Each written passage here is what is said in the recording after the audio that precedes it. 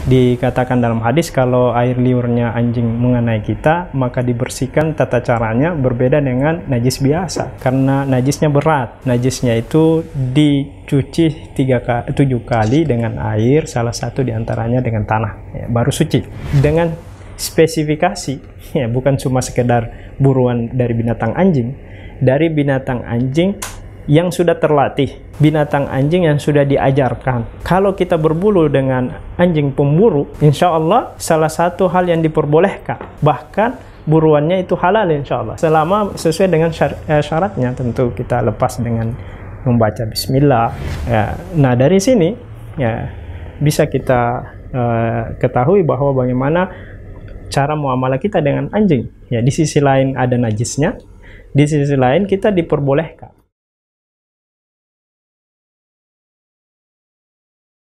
Jadi kalau kita bekerja sehari-hari sebagai pawang anjing pelacak, Ustadz? Iya. Pawang anjing, ya. Pelacak. Anjing pelacak. Ya. Tentu kan tugasnya untuk mengawasi barang-barang terlarang, di mana setiap harinya kemungkinan besar ya kita memelihara dan melatih anjing, Ustadz. Ya. Ini bagaimana pandangan Islam terhadap hal ini, Ustadz? Baik, Masya Allah. Ya, terkait dengan bekerja sebagai pawang anjing pelacak, ya. Baik, perlu kita ketahui bahwa di antara binatang yang punya karakteristik kami kira cukup mengagumkan lah, istimewa ya, adalah anjing ya. Kenapa demikian? Di satu sisi dia punya najis yang mughalladah, ya, yang berat. Najis yang berat. Dikatakan dalam hadis kalau air liurnya anjing mengenai kita, maka dibersihkan tata caranya berbeda dengan najis biasa. Karena najisnya berat, ya. Najisnya itu dicuci 7 kali dengan air, salah satu diantaranya dengan tanah, ya, baru suci. Itu di sisi lain. Di sisi lain, ya, di sisi yang lain, silakan kita bisa cek di dalam surah Al-Maidah ayat 4. Sebelumnya ayat 3, Allah Subhanahu wa taala menjelaskan kepada kita makanan-makanan yang diharamkan, ya.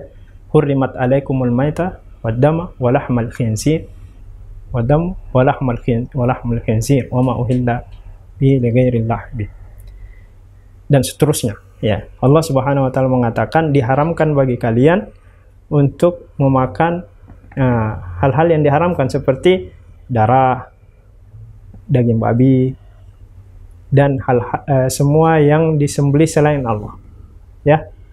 Nah, kemudian ayat selanjutnya, ya, Allah di situ menjelaskan bahwa Allah menghalalkan kepada kita makanan yang baik-baik, dan diantaranya yang diperbolehkan, subhanallah, diantaranya yang diperbolehkan dalam surah Al-Maidah ayat 4 disebutkan di situ, diantaranya yang diperbolehkan adalah hasil buruan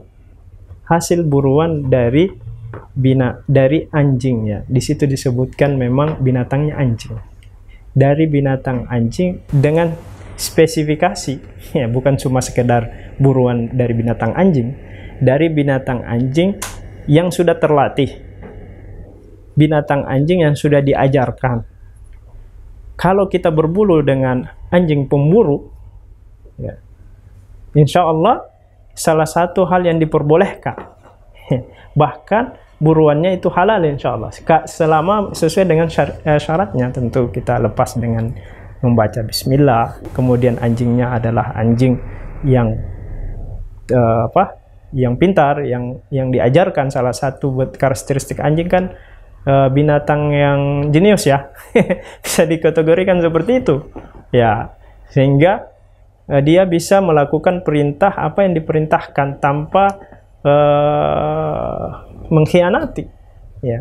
Ketika dia diperintahkan hanya memburu, kemudian memangsa bagian tertentu, ya, tanpa menjilati bagian-bagian lain atau bahkan tanpa memakan sedikit pun daging itulah fungsi dari anjing yang sudah diajar, ya, diajar sehingga syariat memperbolehkan seperti itu, dan dagingnya halal insya Allah. Nah dari sini, ya, bisa kita ketahui bahwa bagaimana cara muamalah kita dengan anjing. Ya, di sisi lain ada najisnya, di sisi lain kita diperbolehkan, ya, diperbolehkan untuk kemudian menjadikannya sebagai alat, ya, untuk berburu, ya. Tentu sebelumnya harus melalui proses pembelajaran, latihan dan seterusnya. Ya, ini ada isyarat bahwa seorang boleh bermuamalah dengan anjing, ya, selama tadi dia menjaga dawabitnya, ya, batasan-batasannya, ya, tidak sebebas mungkin, ya, sampai kemudian tidak memperhatikan najis yang berat itu, ya. Jadi insya Allah dari ayat surah Al-Maidah tadi ini tersirat di situ bolehnya kita bermuamalah dengan anjing, ya, tetapi tentu kita memperhatikan, apalagi kalau kita latih dia, ajarkan kepadanya, bermuamalah kepadanya, insya Allah sesuatu hal yang diperbolehkan, kecuali dikatakan dalam hadis mungkin sampai dipelihara di dalam rumah, itu yang terlarang, ya.